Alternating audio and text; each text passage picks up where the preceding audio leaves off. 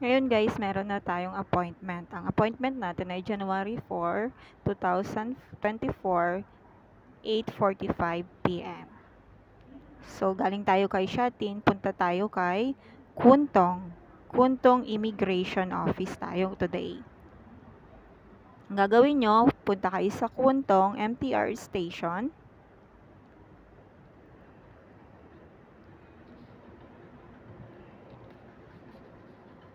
Ayan, exit B1. Pagbaba nyo ng exit B1, dire-diretso lang yan guys, hanggang doon sa dulo. Kapag nasa dulo na kayo, yan, dyan kayo bababa sa exit B1. Hindi na kayo liliko dyan guys. Dire-diretso lang yan hanggang doon sa may overpass, doon sa dulo.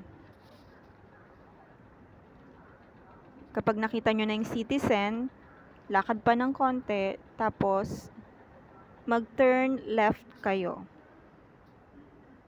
Madali lang siyang hanapin guys kasi hindi ka na paikot-ikot. And then, pag nandun na kayo, at the left side, makikita nyo si Yip Street. Yan na yung building na yan, 223. Tapos sa second floor, akyat lang sa second floor, andun na po yung immigration ng Kuntong, registration of persons. So, good luck guys!